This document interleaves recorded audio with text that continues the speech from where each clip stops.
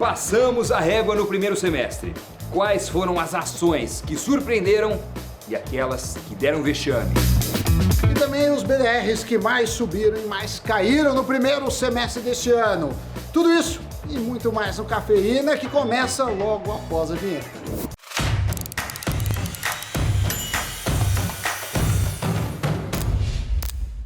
Amiguinhos e amiguinhas, está começando mais um Cafeína, Sammy Boy. Exatamente, vamos passar a régua no primeiro semestre do ano, que chegou ao fim. E para a alegria dos investidores, o principal índice da B3 do Ibovespa não desapontou. Entre idas e vindas, o índice manteve seu ritmo de alta, renovou máximas e fechou a primeira metade do ano praticamente aos 127 mil pontos. Exatamente, é disso que iremos falar, mas antes aproveite para se inscrever no nosso canal e deixar um like nesse vídeo, hein? Olha só, como no Brasil o futuro é duvidoso e o passado é incerto, segundo diria Pedro Mala, sim, a realidade nacional não foi diferente nesse semestre. O Ibovespa enfrentou gigantes como o risco fiscal, atraso nas vacinas, ampliação do auxílio emergencial, um novo presidente americano, retomada da Selic, até crise hídrica, mas se manteve firme na sua tendência de alta. E para você, investidor, que vibrou a cada pico de alta do Ibovespa, trouxemos um levantamento com as melhores e as piores ações do semestre, além de uma lista com os BDRs que melhor e pior desempenharam no período. E no top 10 das melhores temos Marfrig, 33,3%, Localweb, 34,5%, Vale, 37,8%, PetroRio, 38,8%, CSN, 39,9%, CVC, 40% e Hering, 100%. E aí a gente chega nos 3 primeiros lugares. Vamos ver o pódio, Doni. Exatamente. A Embraer ficou na terceira posição das ações que mais subiram no semestre, uma alta superior a 113% no acumulado do ano. Os papéis se beneficiaram da recuperação econômica global, com a volta dos pedidos de aeronaves, o que havia sido paralisado no auge da pandemia. Mas o que realmente destravou o valor para a empresa foi a notícia de avanços no mercado de carros voadores. A empresa anunciou em junho que sua subsidiária IVE, que é dedicada ao desenvolvimento de veículos elétricos de decolagem e pouso vertical, iniciou negociações para uma possível combinação de negócio com a Zanit. Se fechado o negócio, as empresas podem ser avaliadas em cerca de 2 bilhões de dólares. Já a segunda maior alta do Ibovespa no semestre foi do Banco Inter. As ações do Banco Digital saltaram 137%. Para Bruno Komura, analista da Ouro Preto Investimentos, o Inter deixou de ser visto apenas como um banco digital e passou a ser enxergado pelo investidor como um player de tecnologia, o que contribuiu com melhorias no seu valuation e múltiplos.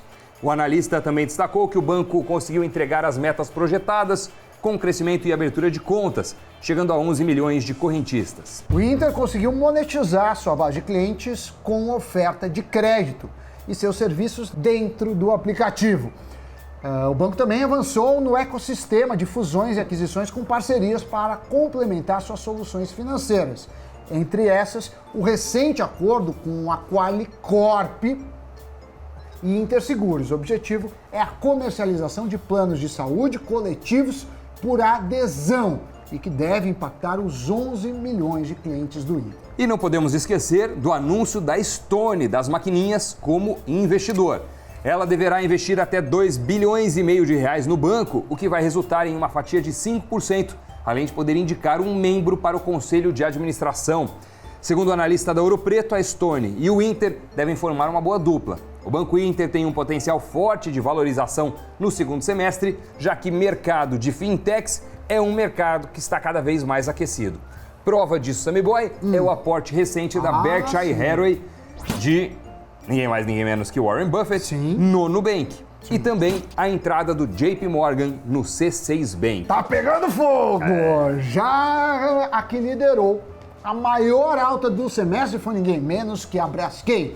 A empresa valorizou 152,6% no período.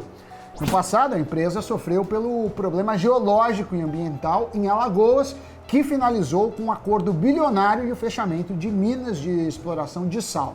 Esse conflito trouxe muita incerteza para o futuro da companhia. Mas durante a recuperação da empresa, o cenário macroeconômico contribuiu muito, dada a demanda da China, Estados Unidos e Europa por commodities e produtos petroquímicos. Com a forte demanda e oferta limitada, as receitas da Braskem aumentaram, mas com o mesmo custo de produção, o que traz mais lucros para a empresa. Ainda entre os fatores que contribuíram com o salto dos papéis no semestre, o analista cita a retomada das operações no México com a sua unidade Braskem Idesa para o fornecimento de gás natural. A empresa tinha enfrentado problemas em 2020 com a interrupção do contrato. Além disso, nos meses de junho e maio, a notícia de que a empreiteira brasileira Novonor, antes conhecida como Odebrecht, que iria se desfazer da sua participação da Braskem, favoreceu ainda mais a petroquímica. Ou seja, é uma oportunidade da Braskem melhorar sua governança. A venda deve se concretizar nas próximas semanas e favorecer a companhia. Ainda no radar do segundo semestre está também a saída da Petrobras, que deve vender a sua participação na Braskem, fortalecendo ainda mais a governança da petroquímica. Embora a venda de participações relevantes possa exercer uma pressão baixista nas ações da Braskem no curto prazo, a médio e longo prazos isso deve contribuir com a valorização da companhia, apesar do salto de 152,6%. Muitos analistas enxergam espaço para a valorização. Agora vamos saber quais as empresas que amargaram as maiores quedas, porque não foi um semestre bom para todo mundo. Por exemplo, as ações da Sul América recuaram 16,5%, Sabesp 17%, Lojas Americanas e Cyrela os mesmos 17%, TIM 20%, mesmo percentual de queda da BB Seguridade, Ultrapar 20,7% e Ezetec um recuo de 26,5%. Essas empresas lideram as perdas no acumulado do semestre. A segunda maior queda foi da IRB Brasil Resseguros, que desvalorizou 29,4% no período. Para alguns analistas, a empresa enfrentou dificuldades para aumentar os prêmios dos resseguros internacionais, o que acabou impactando no seu crescimento e também no lucro líquido. Já a maior queda do semestre foi do grupo Pão de Açúcar, que apresentou um recuo nas suas ações de 34,2%. De acordo com Gustavo Gomes, que é da Aquavero Investimentos, os papéis da companhia foram inicialmente pressionados pela cisão com o Grupo Açaí. No entanto, ele considera que a companhia é uma grande oportunidade no setor de varejo. Para o segundo semestre de 2021, há boas perspectivas para a ação e as principais casas de análise estão com recomendação de compra do papel. A companhia deve ser puxada pela recuperação do varejo e a venda da participação de 41% pelo seu controlador, o Grupo Casino. Bem, encerrada essa parte em que falamos das empresas brasileiras, vamos conhecer agora quais as companhias listadas nos Estados Unidos, mas que são negociadas aqui na B3, que acumularam as maiores altas e baixas. Esse ranking traz os BDRs, que registraram altas entre 44% e 94% no acumulado dos primeiros 6 meses desse ano. São eles: Transocean, L Brands, Ocidente PTR, Simon Prop, Macy's, Cophillips, ExxonMobil, Nvidia, Wells Fargo, Apache Corporation. Já entre as quedas estão os recibos de ações de muitas companhias conhecidas do brasileiro. Entre elas, Take-Two Int, Spotify, JD.com, Mercado Livre, Baidu, Uber, Alibaba, Qualcomm, Sony e Walt Disney. E aí, Sammy Boy, nós conversamos. Com quem? Entre nós? Não, também, mas chamamos alguém que tem um know-how de BDR, um estofo, tem um garbo. Tem história, respeita a história. Respeita a história. Murilo Breder, para entender esse cenário de altas e baixas. Ele falou o seguinte: como o semestre foi marcado por uma preocupação maior do mercado com a inflação norte-americana, que registrou vários dados acima da expectativa, a grande dúvida do momento é se esse patamar maior da inflação por lá é temporário ou algo que veio para ficar. Por isso, apesar de o Fed, que é o Banco Central Americano, não ter elevado a taxa de juros no período, o mercado ficou receoso com os dados de inflação e a curva de juros lá nos Estados Unidos. E isso afetou bastante as empresas mais ligadas à tecnologia, como Uber, Mercado Livre e Alibaba, porque além de serem empresas cujo real valor está no longo prazo, são companhias que dependem muito da captação de empréstimo. E dessa forma, junto com o movimento de reabertura, com o avanço das vacinas por lá, aconteceu uma rotação de setores. O mercado migrou de empresas tecnológicas que vendem online para setores mais tradicionais, como é o caso do setor de petróleo, varejo, de moda offline e bancos. Por isso que entre as altas vemos as gigantes de moda, Macy's, a petroleira ExxonMobil, que também foi beneficiada pela alta do petróleo nos últimos 12 meses, e o banco Wells Fargo, que aliás tem Warren Buffett como investidor.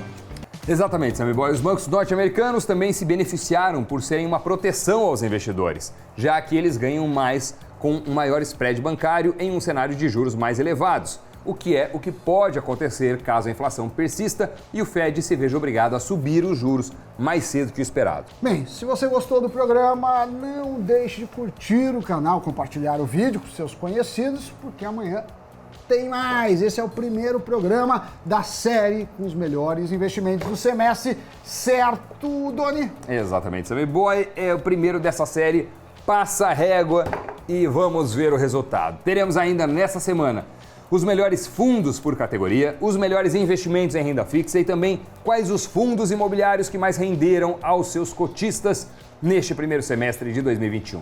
Então, ative as notificações, curta esse vídeo e caso não seja inscrito ou inscrita, se inscreva neste canal para saber de tudo em primeira mão. E vamos para o giro de notícias. O fundo japonês SoftBank injetou 200 milhões de dólares, cerca de 991 milhões de reais, no mercado Bitcoin, plataforma brasileira de negociação de criptomoedas. Com isso, a plataforma passou a ser avaliada em 2,1 bilhões de dólares e se tornou o primeiro unicórnio cripto da América Latina. O governo dos Estados Unidos e a OCDE anunciaram um acordo histórico com 130 países, incluindo o Brasil, para definir um imposto mínimo sobre os lucros das multinacionais. O acordo abrange as nações que formam 90% da economia mundial. A medida prevê uma distribuição mais justa dos lucros entre os países onde as multinacionais operam, e não apenas onde estão sediadas. Considerado reserva de valor em momentos de grande incerteza, o ouro caiu mais de 7% em junho. Este é o pior desempenho desde 2016. O metal subiu no ano passado, em meio à demanda por ativos seguros na pandemia, mas com o temor da alta dos juros americanos, a demanda pelo metal tem diminuído. Muito bem, começamos essa série Passa a Régua no primeiro semestre, com o pé direito para os destros e com o pé esquerdo para os canhotos. Ou seja, da maneira mais confortável para que você veja no retrovisor o que houve. Vamos fazer uma outra série. Passa o rodo. Passa o rodo. Fecha a conta. Fecha a conta. Tchau. E aí eu te pergunto, Samidana, você conhece a Take-Two? Não. E a JD.com? Também não conheço. E você conhece? Também não. Mas a gente pode roubar aqui. Mas a Disney eu conheço. E eu conheço a Sony. E a Qualcomm também eu conheço. Também. Take-Two Inc. Deve ser, ó. É uma multinacional americana, publicadora, desenvolvedora e distribuidora de videogames. Qual que é o grande jogo da Take-Two Inc? Ah, o GTA é maravilhoso. GTA. Eles são donos da Electronics Arts. JD.com Sports. Era assim, quando eu jogava eles fazem Nintendo lá na online, pré-história. eles fazem online shopping.